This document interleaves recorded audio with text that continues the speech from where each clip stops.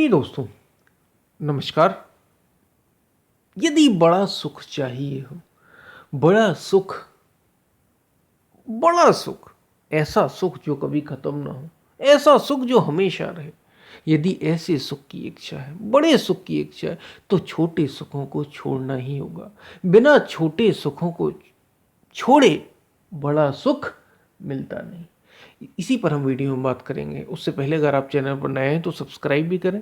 Video को पूरा सुनेंगे तो आप इसका अधिक से अधिक लाभ ले पाएंगे, क्योंकि अगर आप थोड़ा सुनते हैं तो जो कहा जा रहा है वो ठीक ठीक आप नहीं समझ पाएंगे। कुछ ना कुछ कहने और सुनने में अंतर सुनने में अंतर आ जाता है, तो फिर अधूरा सुनने में तो आप कुछ और समझ लेते हैं, और अधूरा ज्ञान बड़ा खतरनाक होता है। तो पूरा सुने, और जो वीडियो पसंद आए, यदि पसंद आए आपको, तो शेयर ज़रूर करें, क्योंकि आपने सुन लिया, आपका तो लाभ हो गया। आप अगर इसे शेयर कर देंगे, जहाँ पे भी आप शेयर करना चाहें अपने मित्रों, जो आपको लगता है यदि वीडियो कि सच में अच्छा है, शेयर करना चाहिए, तो शेयर ज़रूर करें। इससे दूसरे का भी लाभ होगा। हम चलते अपने वीडियो की तरफ। यदि बड़े सुख को जीवन में पाना हो, तो छोटे सुखों को छोड़ना ही होगा। बिना छोटे सुखों को छोड़े बड़ा सुख मिलता नहीं। कैसे मिल सकता है? क्योंकि आपने ये बात तो जन सामान्य में बड़ी प्रचलित है कि कुछ पाने के लिए कुछ खोना पड़ता है। कुछ पाने के लिए कुछ खोना पड़ता है। यानी अगर आपको कुछ पाना है, यदि बड़ा सुख चाहिए हमें जीवन में, बड़ा सुख, ऐसा सुख जो हमेशा रहे हमारे साथ, तो आपको कुछ छोड़ना होगा।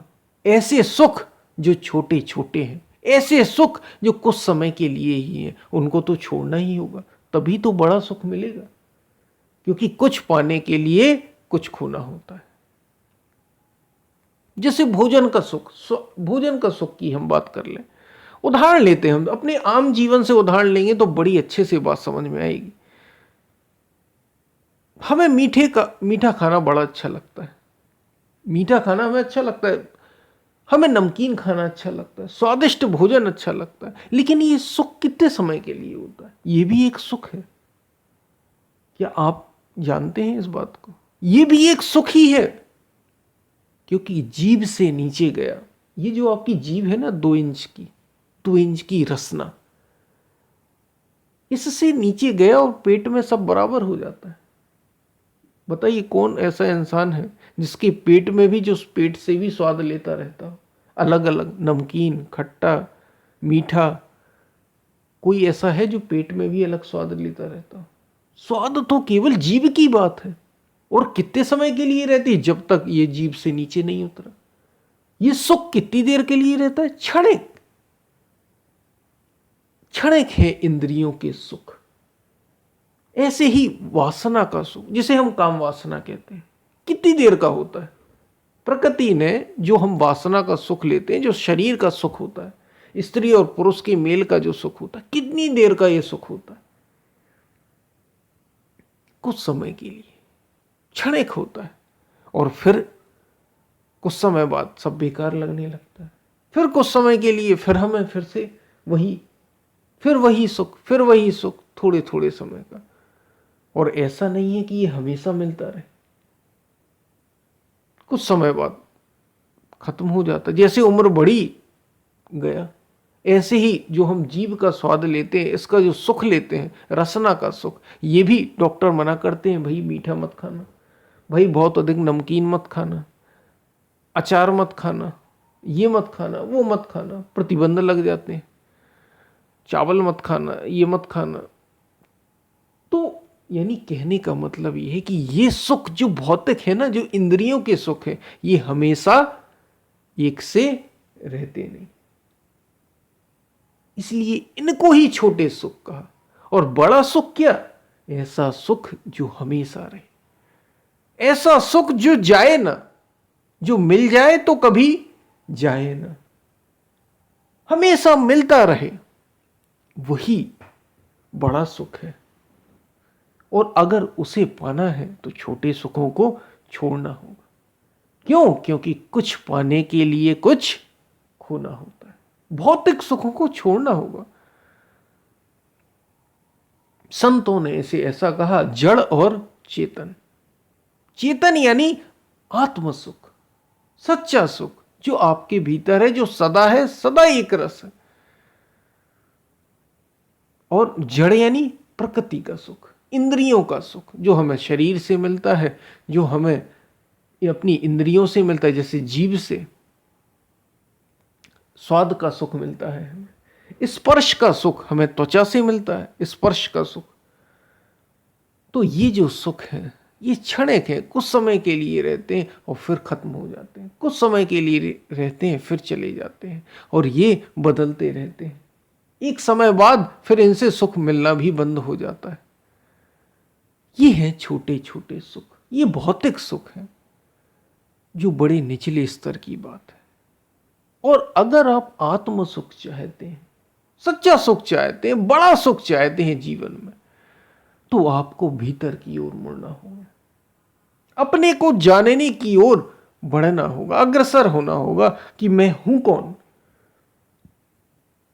सच्चा सुख आखिर है क्या। मुझे ऐसा सुख चाहिए जो कभी जाए ना, कभी मिटे ना, कभी खत्म ना हो।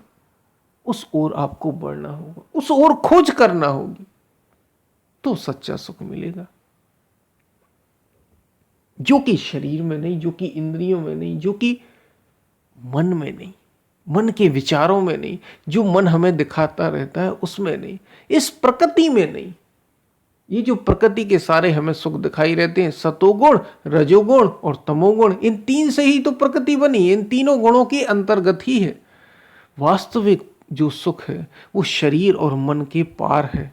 उस सुख को हमें जानना है, उस सुख को वहां तक हमें पहुंचना है। और यदि उस सुख को हमें पाना है तो इन छोटे छोटे सुखों को, जो शरीर के हैं, जो मन के हैं, जो हमारी अपनी कामनाओं से बने हैं, इनको हमें छोड़ना ही होगा, तभी हमें वो सच्चा सुख मिलेगा। इसलिए संतों ने कहा यदि सच्चा सुख जीवन में पाना है, त्याग की बात क्यों की? क्योंकि कुछ पाने के लिए तो कुछ खोना पड़ता ही है। कुछ यदि हमें पाना है जीवन में तो कुछ खोना होगा। ये त्याग की बातें इसलिए की संतों ने, और त्याग का कुछ मतलब नहीं। ऐसा नहीं है कि हमें कुछ त्यागना ही होता है, त्यागना बहुत जरूरी है, बिना त्याग के कुछ होता नहीं, इसलिए संतों ने नहीं कहा। ये उनने कहा ही इसलिए है क्योंकि बिना कुछ खोए कुछ मिलता नहीं। छोड़ना होगा। एक ही तो मन है, मन एक है। या तो ये विषय में मन तो एक है ना, या तो ये आपका ध्यान एक बार में एक जगह में एक ही बार तो रहता है। ऐसा तो है नहीं कि 10 जगह 10 बार, या तो 10 एक बार में 10 जगह रहे। आपका ध्यान एक बार में एक जगह ही तो रहता है ना। या तो वो संसार में रह सकता है, या वो फिर आप में, स्वयं में, परमात्मा में, ईश्वर में रह सकता है। कबीर मन तो एक है, चाहे जहां लगाए, चाहे हरि की भक्ति कर, चाहे विषय कमाए। मन तो एक है, या तो ये हरि की भक्ति में लगेगा या फिर विषय में लगेगा, संसार में लगेगा, दुनिया में लगेगा। जो संसारी है वे, उन्हें परमात्मा से, उन्हें अपने से, उन्हें सत्य को जानने से कोई अर्थ नहीं, क्योंकि वे संसार में ही खोज रहे हैं। कुछ ना कुछ उन्हें मिलता ही रहता है। और जो भीतर खोज रहे हैं उन्हें संसार छोड़ना होगा। छोड़ने का अर्थ यहां समझ लीजिए, छोड़ने का अर्थ घर छोड़ने से नहीं। छोड़ने का अर्थ है संसार से अपनी आसक्ति को छोड़ना होगा, विषयों की आसक्ति को छोड़ना होगा, भीतर की ओर मुड़ना होगा। इन इंद्रियों से संपर्क, जो सुख मिल रहे हैं ना इंद्रियों के, इनसे मोह छोड़ना होगा, तभी तो मौका मिलेगा भीतर जाने का।